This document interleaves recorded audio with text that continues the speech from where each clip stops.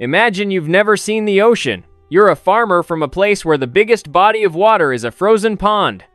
You don't know how to swim. You've never fired a gun.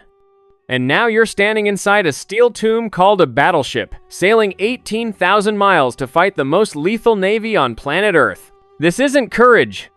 This is a death sentence with extra steps. You're part of Russia's Baltic Fleet, and everything about this mission is already a joke. Your Admiral Zinovy Rozhestvensky looks at you and the other conscripts like you're meat that happens to breathe. Most of you were dragged from farms and factories. The Navy gave you 2 weeks of training that consisted of learning which end of the rifle shoots. You've been told you're sailing to the Far East to crush Japan. What they didn't tell you is that Japan has been preparing for this fight for a decade. The journey alone is a nightmare. 18,000 miles. Around the entire continent of Africa because no one will let you through the Suez Canal. Your coal is garbage. It barely burns. Your ships break down constantly. In the North Sea, your own fleet nearly starts World War I early by opening fire on British fishing boats because someone panicked and thought they were Japanese torpedo boats. In the North Sea, thousands of miles from Japan. You're not sailors. You're victims in a floating circus of incompetence. Morale? Forget it. Men are deserting at every port. There's a mutiny brewing in the lower decks. The officers are drunk half the time. You're eating moldy bread and drinking water that tastes like rust. And every single day you're getting closer to the Tsushima Strait where Admiral Togo Heihachiro is waiting. And he's not like you, not even close. While you were learning which end of the mop to hold, Togo was studying at the British Naval Academy. While your fleet was falling apart crossing 3 oceans, Togo was drilling his men in gunnery until they could hit a moving target in their sleep. While your admiral was screaming at subordinates, Togo was perfecting a battle tactic that would become legendary, crossing the T. You don't know what that means yet. You're about to learn in the worst way possible. The 27th of May 1905. You finally reach the Tsushima Strait. You're exhausted. You're sick. Your ships are barely functional after 7 months at sea. And then the lookout screams. Japanese scouts have spotted you. Togo's fleet appears on the horizon like a line of sharks. Sleek, fast, deadly. Your ships are wallowing coal haulers.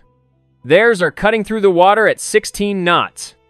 You're carrying ammunition that's half duds. They're carrying high explosive shells designed by the best engineers in the world. The math is simple. You're level 1, Peasants about to fight a level 100 raid boss.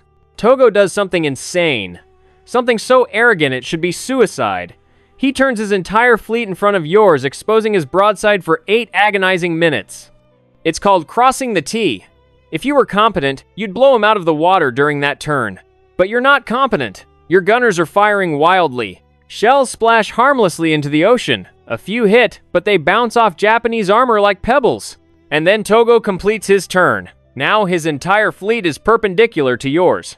Every single gun on every single Japanese ship can fire at you. You can only fire your forward guns. It's like a firing squad, except the rifles are 12-inch naval cannons. The barrage begins. It doesn't sound like you expect. It's not dramatic music and heroic shouts. It's a mechanical roar, a thunderstorm made of steel and fire. The first salvo from Togo's flagship Mikasa lands directly on your lead battleship.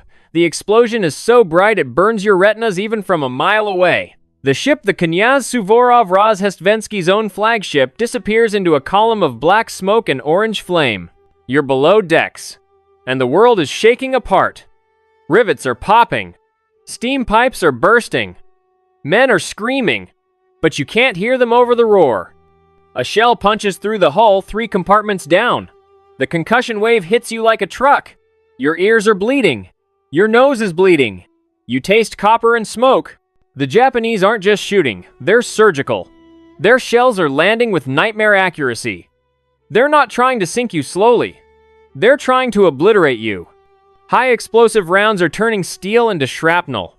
Armor-piercing shells are punching clean through one side of your ship and out the other. Fires are erupting everywhere because Russian damage control is a sick joke. Your flagship is already crippled. 14 minutes. That's how long it took for the Knyaz Suvorov to transform from a battleship into a floating funeral pyre. Admiral Rosestvensky is wounded, unconscious, useless. Command breaks down instantly. Every captain is trying to save his own ship.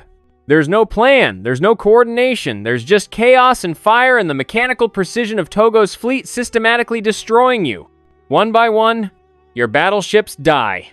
The Osliabia capsizes first 20 minutes into the battle. 500 men trapped inside as it rolls over and drags them to the bottom. The Alexander III is hit so many times it's glowing red hot. It explodes in a fireball so massive that Japanese sailors half a mile away shield their faces from the heat.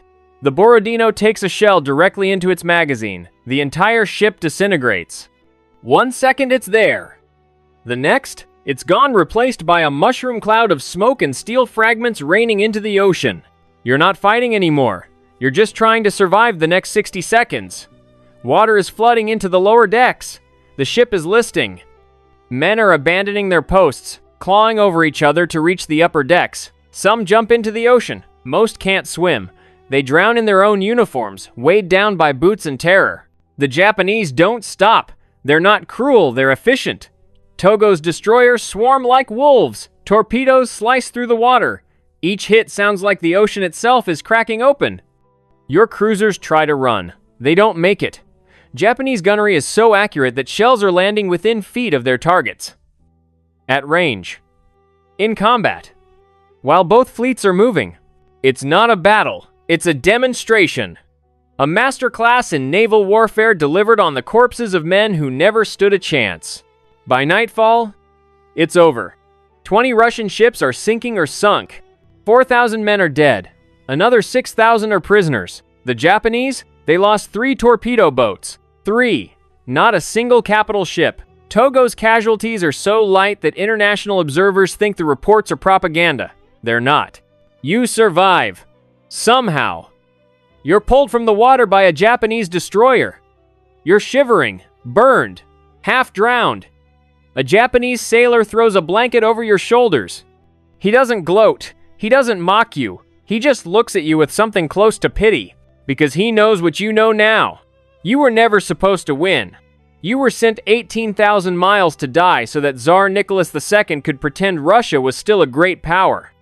You were a sacrifice to incompetence, arrogance, and a naval hierarchy that treated human lives like they were cheaper than coal. Togo becomes a legend, a god of naval warfare. His crossing the T maneuver is studied in every naval academy for the next century.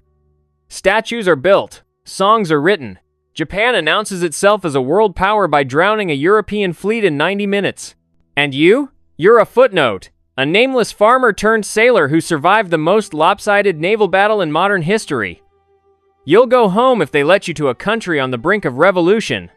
Because Tsushima didn't just sink ships. It sank the myth of Russian invincibility. Within 2 years, the Tsar's government will be teetering.